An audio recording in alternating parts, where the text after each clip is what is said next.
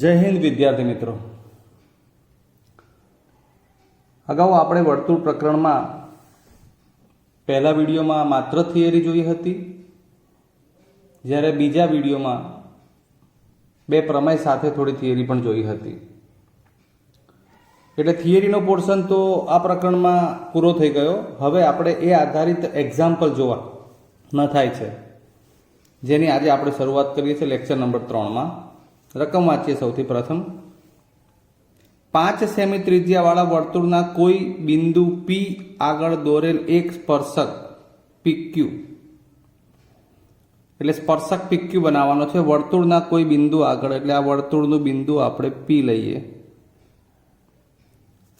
કેન્દ્ર O માંથી, એટલે આ કેન્દ્ર O, પસાર થતી રેખાને Q બિંદુએ છેદે છે. એટલે આપણે સ્પર્શક પણ બનાવવાનો અને એ સ્પર્શક PQ હશે. એટલે PQ સ્પર્શક એ કોઈ રેખા બનાવીએ જેમાં P બિંદુ આગળનો સ્પર્શક છે. એટલે આપણે વર્તુળ ઉપર જ બિંદુ P રાખવું પડે, Q ને બહાર રાખશું. એટલે PQ એ સ્પર્શક બનાવીએ અને લખ્યું છે તે પ્રમાણે O માંથી પસાર થતી રેખાને Q બિંદુએ છેદે છે. એવી રીતે એટલે આ O માંથી પસાર થતી રેખા પણ બનાવવાની એને આ સ્પર્શક Q એ છેદતો હોય. જુઓ તમે, હવે હું કેવી રીતે બનાવું છું તે. આ માનો કે O માંથી પસાર થતી રેખા અને અહીંયા PQ રેખા આમ બનાવશું. સપોઝ કે આપણે આ સ્પર્શક બનાવી દીધો, બરાબર છે. હવે આ સ્પર્શક એટલે PQ બનાવવાનો છે, જેના Q બિંદુ એ O માંથી પસાર થતી આને મળવું જોઈએ. એટલે આ કેન્દ્રમાંથી પસાર થતી રેખા છે Q બિંદુ એ સ્પર્શે, છેદે છે. હવે આ જે છે ને એ શું બનશે યાદ કરો, એ ત્રિજ્યા બની. મુખ્ય કામ OP શું બને છે? ત્રિજ્યા. હવે OP ત્રિજ્યા બને એટલે આખી આકૃતિમાં આપણે સમજીએ તો આ ત્રિજ્યા, આ સ્પર્શક, જે આપણો પહેલો પ્રમેય હતો કે સ્પર્શક અને ત્રિજ્યા સ્પર્શ બિંદુ આગળ લંબ હોય, એટલે કે કાટખૂણો બનાવે. પહેલા જ દાખલામાં બધી ચર્ચા કરી નાખીએ છીએ આપણે.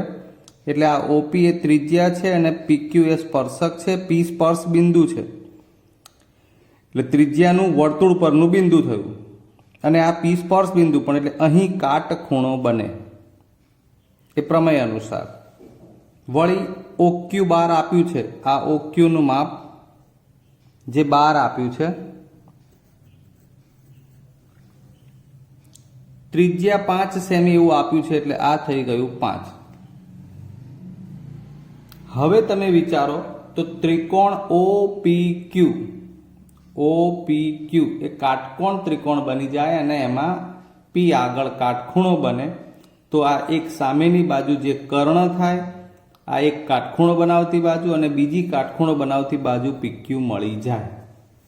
એટલે આમ આ પ્રકરણમાં આડકતરી રીતે આપણે પાયથાગોરસના નિયમનો ઉપયોગ કરવાના છીએ. જોઈએ હવે. સૌથી પહેલા આપણે લખીએ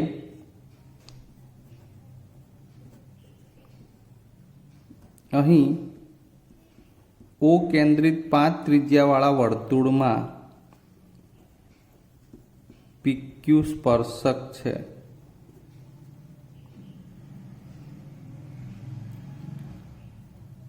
OQ બરાબર 12 સેમી, OP બરાબર 5 સેમી. હવે ત્રિકોણ OPQ માં OP લંબ PQ પ્રમેય અનુસાર, આ OP લંબ PQ એ પ્રમેય અનુસાર આપણે કહી શકીએ. જે વર્તુળ માટેનો પહેલો પ્રમેય હતો, ત્રિજ્યા અને સ્પર્શક લંબ, અને માટે આ કાટખૂણો થઈ જાય ખૂણો P કાટકોણ, જેથી પાયથાગોરસ અનુસાર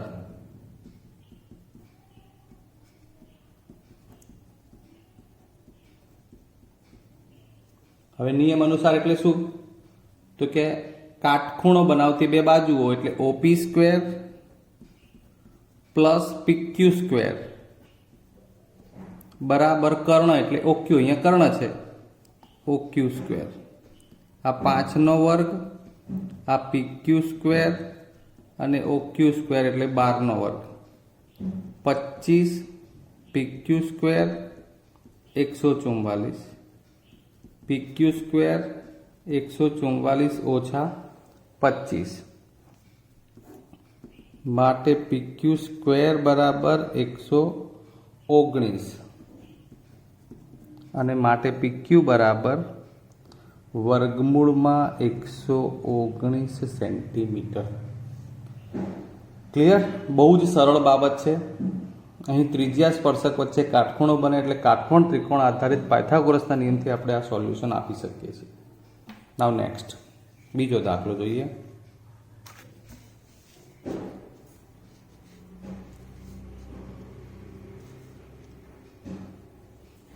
એક વર્તુળ દોરો. વર્તુળના સમતલમાં આપેલી કોઈ એક રેખાને સમાંતર હોય તેવી બે રેખાઓ દોરો. કોઈ એક રેખાને સમાંતર હોય તેવી બે રેખાઓ દોરવાની છે, જે પૈકી એક રેખા એ વર્તુળનો સ્પર્શક હોય. એટલે સૌથી પહેલા આપણે વર્તુળનો સ્પર્શક બનાવી દઈએ.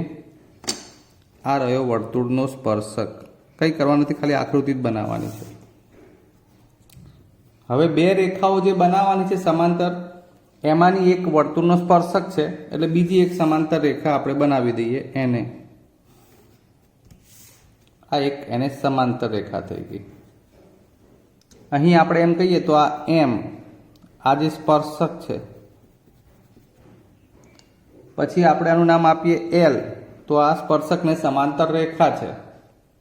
બસ એટલું જ માંગ્યું છે. અને બીજી વર્તુળની છેદિકા હોય એટલે આ સ્પર્શકને બે સમાંતર રેખા બનાવવાની છે. જે આ એક રેખા બની અને બીજી વર્તુળની છેદિકા થતી હોય તો એને આપણે ઉપર બનાવી દઈએ એટલે આ વર્તુળની છેદિકા એને સમાંતર બને. ખાલી ખ્યાલ જ મેળવવાનો છે. છેદિકાને તો આપણે ટી જ કહીએ, બરાબર. વર્તુળના સમતલમાં આપેલી કોઈ એક રેખાને સમાંતર હોય તેવી બે રેખાઓ દોરવાની છે. આ એક રેખા એલ એને સમાંતર આ બે રેખા બનાવી ટી અને એમ, જેમાંની એક એ વર્તુળનો સ્પર્શક હોય અને બીજી વર્તુળની છેદિકા હોય. આટલું જ કહ્યું છે. એટલે કે આ એલને સમાંતર બે રેખા, એક સ્પર્શક અને એક છેદિકા. ઓકે. હવે 10.1માં લગભગ આટલા જ દાખલા છે. તો 10.2ના એક્ઝામ્પલ જોઈએ. જુઓ હવે આમાં પહેલો પ્રશ્ન કે બિંદુ ક્યુ માંથી દોરેલા વર્તુળના સ્પર્શકની લંબાઈ 24 સેમી છે અને વર્તુળના કેન્દ્રથી તેનું અંતર 25 સેમી હોય તો વર્તુળની ત્રિજ્યા શોધો. એટલે સ્પર્શક બનાવો એટલે ખબર પડી જશે બધી.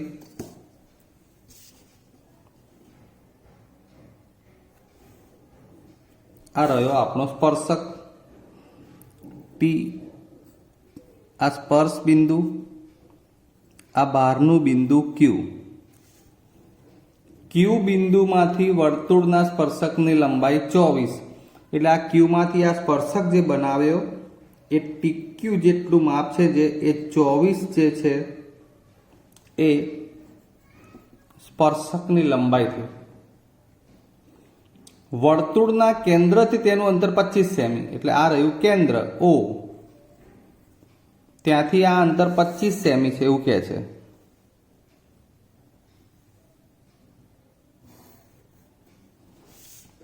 એટલે આ 25 સેમી.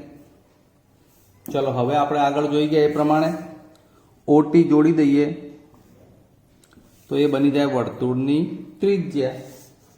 જે સ્પર્શ બિંદુ આગળ સ્પર્શકને લંબ હોય, કાટખૂણો બનાવે, એનો અર્થ કે ત્યાં હવે આપણે આ લંબ લઈ અને ત્રિકોણ ઓ ટી ક્યુ એમાં પાયથાગોરસનો નિયમ વાપરી શકીએ.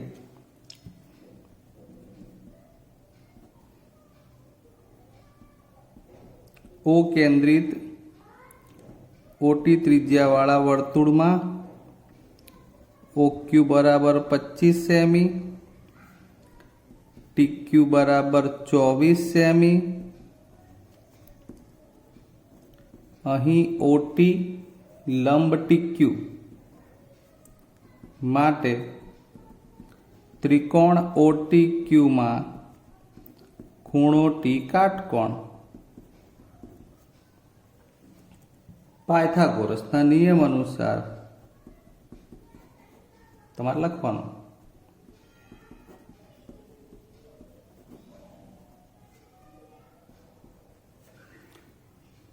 કોણ એક જ વખતે દરેક વખત સરખી આકૃતિ લઈએ છીએ આપણે.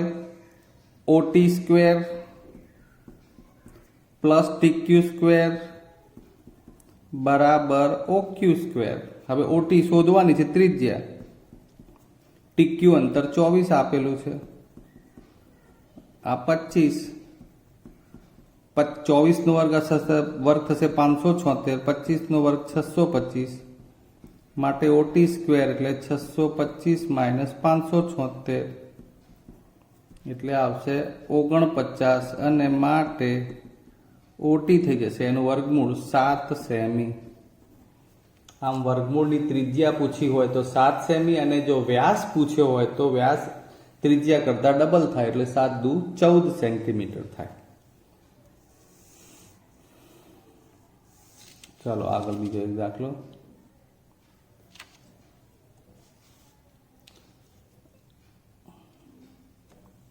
આમાં તમને એક આકૃતિ આપેલી છે.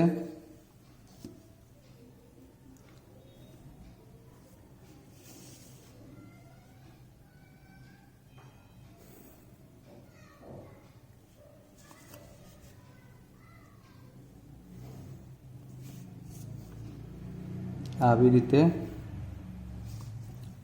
એમાં આ ખૂણાનું માપ આપ્યું છે 110 અંશ. અહીં P બિંદુ છે, અહીં Q છે, અને અહીંયા T છે. પછી કહ્યું છે કે આકૃતિ પરથી જો TP એટલે આ અને TQ એ O કેન્દ્રવાળા વર્તુળના ખૂણા POQ ના બને તેવા સ્પર્શકો હોય, એટલે આ બંને સ્પર્શકો છે, તો ખૂણો PTQ ધ્યાન આપવાનું, PTQ શોધો, આ ખૂણો શોધવાનો. જે કોઈ થિયરી ચાલે છે એ જ પ્રમાણે વિચારવાનું છે મિત્રો. બહુ જ સરળ જ છે. દર વખતે એક જ કન્સેપ્ટ આવે છે કે આ સ્પર્શક અને આ ત્રિજ્યા શું બને અહીંયા કાટખૂણો. આ સ્પર્શક, આ ત્રિજ્યા, કાટખૂણો. આ કન્સેપ્ટ તમારે મગજમાં રાખવો જ પડશે. હવે વિચારો આખા ચતુષ્કોણ POQT માં આ 110, આ બંને 90 એટલે આ ચોથા ખૂણાનું માપ મળી જશે. બસ એ જ પ્રમાણે આપણે લખવાનું છે. હવે આકૃતિ ઉપરથી કહ્યું છે એટલે આપણે સીધું જ લખીએ છીએ અહીંયા કે ચતુષ્કોણ POQT માં ખૂણો P વત્તા ખૂણો O વત્તા ખૂણો Q વત્તા ખૂણો T બરાબર 360 અંશ, જ્યાં P નું માપ 90 અંશ વત્તા O નું 110 અંશ વત્તા Q નું 90 અંશ વત્તા ખૂણો T શોધવાનો છે.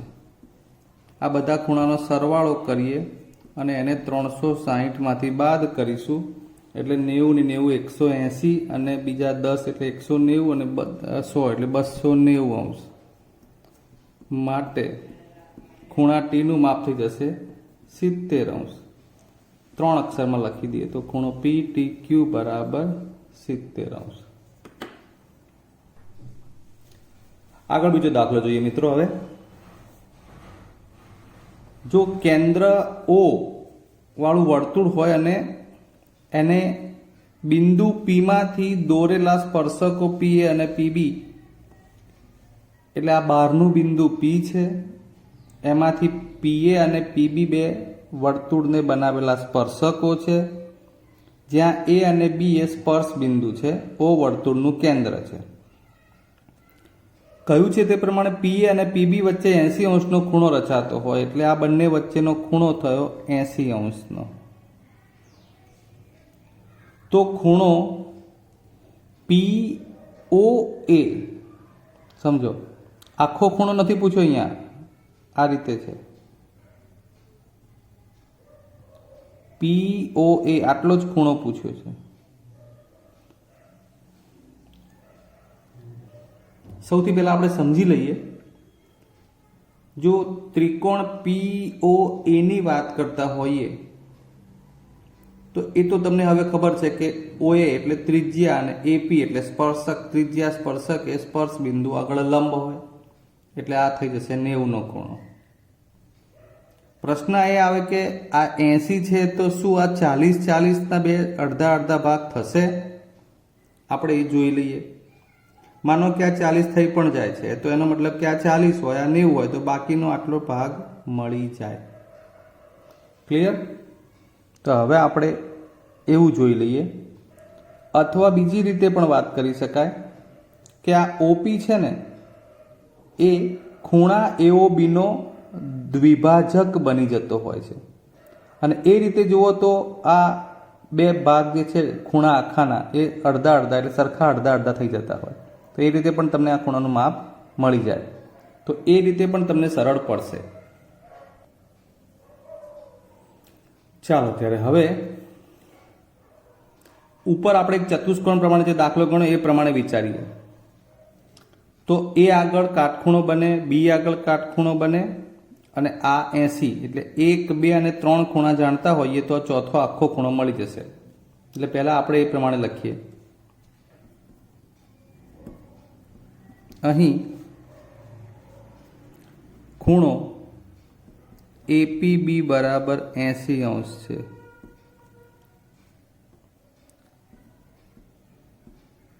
ચતુષ્કોણ OAPB માં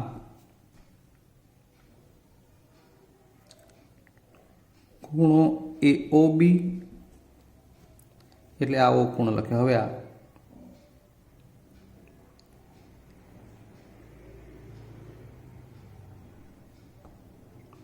OAP એટલે A ખૂણો, APB એટલે P ખૂણો અને PBO.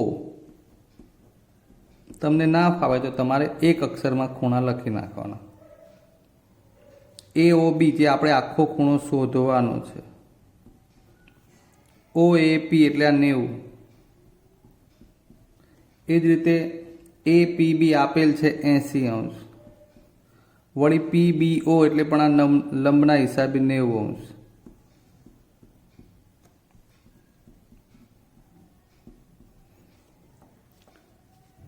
$260 અંશ ટોટલ થશે. તો ખૂણા AOB નું માપ એટલે આ 360 અંશ માઇનસ 260 અંશ એટલે ખૂણો AOB થઈ જશે 100 અંશનો. હવે ખાસ પરિણામ OP એ ખૂણા AOB ને દુભાગે.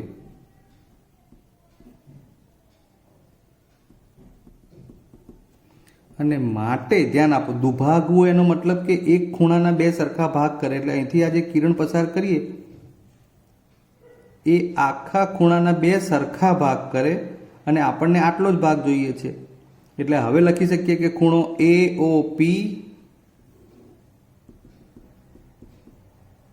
AOP જે તમને માંગેલ ખૂણો છે એ આ ખૂણા AOB એનાથી અડધો થાય. જ્યાં તમને આ AOB 100 અંશનો આપણે શોધી કાઢ્યો એટલે 1/2 ગુણ્યા આ AOB નું માપ લખ્યું 100 અંશ એટલે માંગેલ ખૂણો AOP 50 અંશનો થઈ જશે. ક્લિયર? દાખલા આકૃતિ ઉપરથી ઘણા સરળ પડે છે. હજુ એક બીજો દાખલો જોઈ લઈએ. બે સમકેન્દ્રી વર્તુળની ત્રિજ્યાઓ 5 સેમી અને 3 સેમી છે. સૌથી પહેલા તો આ સમકેન્દ્રી વર્તુળ એટલે શું એ સમજી લો. સમકેન્દ્રી એક જ કેન્દ્ર હોય, બરાબર છે. કેન્દ્ર સમાન હોય તો એનો મતલબ કે ત્રિજ્યા ભિન્ન હોય ત્યારે વર્તુળો બને. તો એક સરખા કેન્દ્ર માટે આપણે વિચારીએ કે ઓ કેન્દ્રવાળું આ વર્તુળ જેની બે ત્રિજ્યાઓ બનશે. અહીંયા આ એક નાનું વર્તુળ જે અંદર છે એ 3 સેમી ત્રિજ્યાવાળું, બહાર જે મોટું બનાવ્યું બીજું એના માટે પણ કેન્દ્ર તો ઓ જ 5 સેમી ત્રિજ્યાવાળું. મોટા વર્તુળની જીવા એટલે તમારે વિચારવું પડે, કલ્પવું પડે કે 5 સેમી ત્રિજ્યાવાળા વર્તુળની જીવા જે અહીંયા આપણે તમે ગમે તે રીતે બનાવી તો શકો, પણ શું કન્ડિશન છે? નાના વર્તુળને સ્પર્શે છે. એટલે આપણે આ જીવા એ એવી રીતે બનાવવાની કે જે નાના વર્તુળને સ્પર્શે છે. હું બનાવું છું, તમે જુઓ.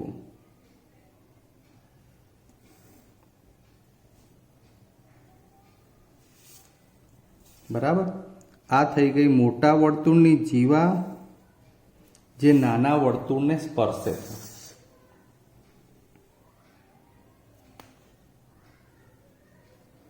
એ બી એમ બિંદુ આગળ સ્પર્શે એવું લીધું. ઓકે, હવે OM તો તમે જાણો જ છો કે OM શું બનશે? તો OM ઓ કેન્દ્ર છે અને આ M બિંદુ જે છે એ વર્તુળ જે નાનું છે એનું બિંદુ છે, એટલે નાના વર્તુળની ત્રિજ્યા થાય જે 3 સેમી આપેલી છે. તો સાથે સાથે તમે OB માટે પણ વિચારી શકો. OB જે મોટા વર્તુળની ત્રિજ્યા છે જે 5 આપેલી છે, તો શોધવાનું છે શું? આ જીવાની લંબાઈ. તો નાના વર્તુળને સ્પર્શતી આ જે જીવા છે તો તેની લંબાઈ એટલે કે આ આખી જીવા ABનું માપ શોધવાનું છે. તો સળંગ સીધું માપ ABનું નહીં મળે મિત્રો. આકૃતિમાં જુઓ તો ખબર પડે.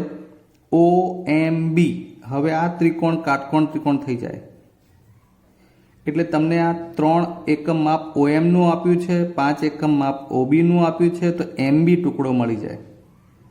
પછી એનું ડબલ થશે જેથી કરીને AB મળશે.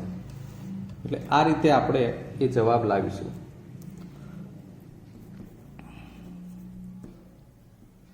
અહીં